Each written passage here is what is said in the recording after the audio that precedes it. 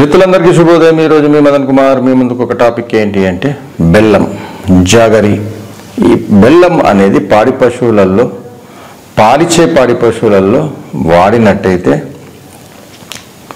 లాభాలు ఉన్నాయా అనేది మనము ఈరోజు డిస్కస్ చేస్తాము. దానికి శాస్త్రీయంగా ఎక్స్ప్లెనేషన్ ఎలా ఉంటుంది అండ్ ఇస్తే ఎంత ఇవ్వాలి, ఎలా ఇవ్వాలి, ఎందులో ఇవ్వాలి అనేది మనము ఈరోజు డిస్కస్ చేసే ప్రయత్నం చేస్తాం.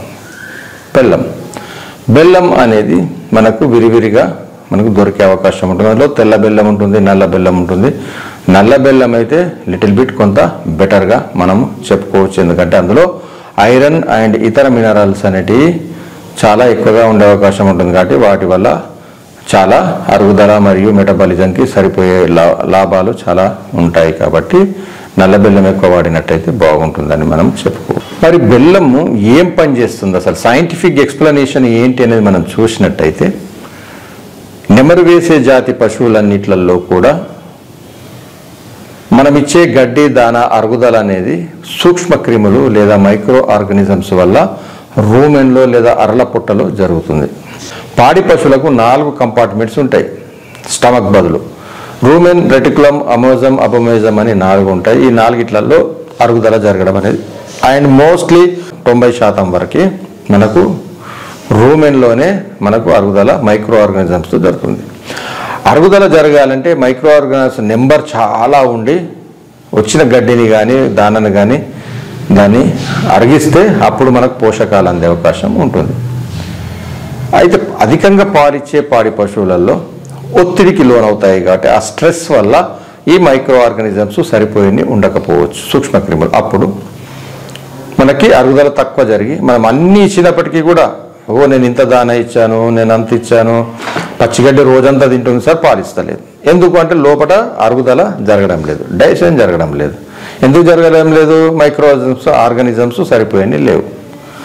అలాంటి టైంలో మనం అన్నీ సక్రమంగా ఇచ్చి పాలకు దిగుబడి తగ్గుతుందని మనకు డౌట్ వచ్చినప్పుడు డెఫినెట్గా మీరు బెల్లం ఇవ్వండి. బెల్లం వల్ల లాభం ఉంటుంది. ఎలా ఉంటుందంటే, బెల్లం అనేది ఇన్స్టాంట్ ఎనర్జీ. ఇలా తినంగానే మనకు ఆటోమేటిక్గా గ్లూకోజ్ రూపంలోకి కన్వర్ట్ అవుతుంది.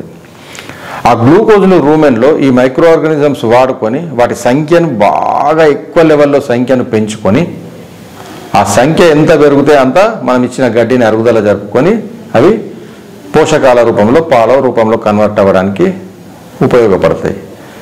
మరి మనకు డౌట్ రావచ్చు, అరే పచ్చిగడ్డి ఎండుగడ్డి దానాలో కూడా మరి ఈ గ్లూకోజ్ విడుదలయ్యే అవకాశం ఉంటుంది కదా, అవిటి మైక్రో ఆర్గానిజమ్స్ వాడుకోవా అంటే ఇవి గడ్డి అరగడానికి చాలా టైం పడుతుంది అండ్ మైక్రో ఆర్గానిజమ్స్ కావాలి. అక్కడ మైక్రో ఆర్గానిజమ్సే తక్కువ ఉన్నాయి అంటున్నాము. మళ్ళీ అవన్నీ అరగగొట్టడానికి 10 గంటలు తీసుకునేది ఉంటే బెల్లం నోట్లోనే కరిగిపోతుంది. కరిగిపోగానే అది ఆటోమేటిక్గా గ్లూకోజ్గా కన్వర్ట్ అయిపోతుంది. దానికి ఏ మైక్రో ఆర్గానిజమ్స్ అవసరం లేదు విడగొట్టడానికి.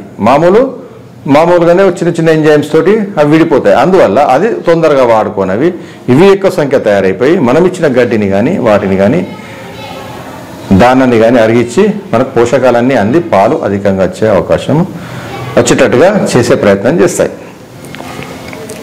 మరి ఎప్పుడు ఇవ్వాలి? రోజు ఇవ్వాలా పాడి పశువులకి? మరి రోజు ఇస్తే ఎలా? అంత ఖర్చు మనకి లాభమా అని చూసినట్టయితే రోజు మనం ఇవ్వాల్సిన అవసరము లేదు.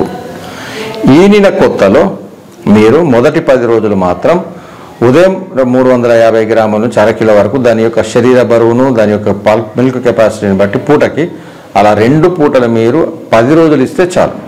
ఆ 10 రోజుల్లో ఆ పాడి పశువుకి ఎంతైతే సూక్ష్మ క్రిములు అవసరమో అంత తయారు చేసే అన్నీ తయారైపోతాయి. కాబట్టి ఇక తర్వాత ఇవ్వాల్సిన అవసరం లేదు. ఆ టైంలో 10 రోజులు ఇవ్వాలి. ఓకే, మొత్తము పాడికాలం అంతా ఇవ్వాల్సిన అవసరం లేదు. రెండోది, ఎప్పుడైతే మ్యాస్టైటిస్ వచ్చి రికవర్ అవుతుందో అప్పుడు దాని యొక్క జీర్ణశక్తి జీర్ణక్రియ అంతా దెబ్బతింటుంది. కాబట్టి మనం యాంటీబయాటిక్ వల్ల కూడా అక్కడ సూక్ష్మక్రిములు కూడా కొన్ని దెబ్బతింటాయి. కాబట్టి అప్పుడు బెల్లం ఒక 5 రోజులు ఇచ్చినట్టయితే మీకు చాలా మంచి లాభం ఉంటుంది. అలాగే ఏదైనా పశువు అనారోగ్యానికి లోనై ఒత్తిడికి లోనప్పుడు కూడా మీరు ఒక 5 రోజులు మనం ఇంతకుముందు చెప్పుకున్నట్టే ఒక అరకిలో నుంచి 250 గ్రాముల నుంచి అరకిలో వరకు ఉదయం సాయంత్రం ఒక 5 రోజులు ఇవ్వండి. యానిమల్ సెట్ అయ్యే వరకు ఇవ్వండి, చాలు, సరిపోతుంది. అంటే ఓవరాల్గా మనం చెప్పేది ఏంటి అంటే, ఎప్పుడైతే పశువు ఈనుతుందో 10 రోజులు, మ్యాస్టైటిస్ పొదుగువాపు వచ్చిన తగ్గిన తర్వాత ఒక 5 రోజులు, అండ్ సడన్గా పాలు ఎప్పుడైనా మనకి అన్ని బాగానే ఉండి కూడా ఆటోమేటిక్గా తగ్గినప్పుడు కూడా మనం ఒక 5 రోజులు ఇచ్చినట్టయితే డెఫినెట్గా పాడి పశువులకు బెల్లం చాలా మంచిదని మనం చెప్పుకోవచ్చు. ఇలాంటి టాపిక్ చాలా మంచి టాపిక్ అండి. అండ్ చాలా మీరు కేర్ఫుల్గా ఉండి వాడినట్టయితే డెఫినెట్గా మీకు మంచి రిజల్ట్ వస్తుందని తెలియజేస్తూ మీ మదన్ కుమార్. Thank you.